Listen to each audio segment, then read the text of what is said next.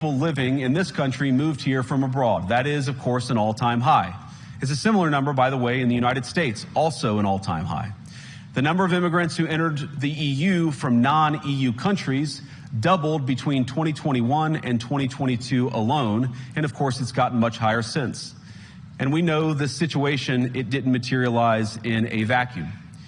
It's the result of a series of conscious decisions made by politicians all over the continent and others across the world over the span of a decade. We saw the horrors wrought by these decisions yesterday in this very city. And of course, I can't bring it up again without thinking about the terrible victims who had a beautiful winter day in Munich ruined. Our thoughts and prayers are with them and will remain with them. But why did this happen in the first place?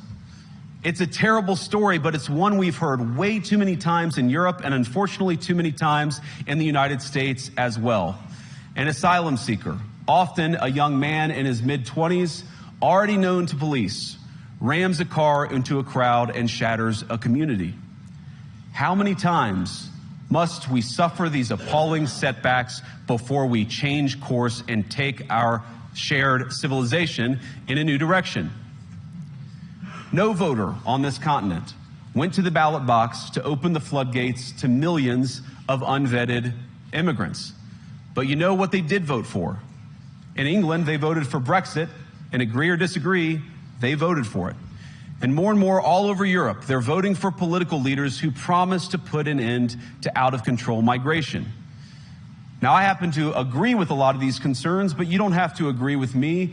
I just think that people care about their homes, they care about their dreams, they care about their safety and their capacity to provide for themselves and their children. And they're smart. I think this is one of the most important things I've learned in my brief time in politics. Contrary to what you might hear a couple mountains over in Davos, the citizens of all of our nations don't generally think of themselves as educated animals or as interchangeable cogs of a global economy. And it's hardly surprising that they don't want to be shuffled about or relentlessly ignored by their leaders. Go figure. And it is the business of democracy to adjudicate these big questions at the ballot box. I believe that dismissing people, dismissing their concerns, or worse yet, shutting down media, shutting down elections. They are so pissed at this speech. They are so mad. The balls on JD Vance for calling them out. Or shutting people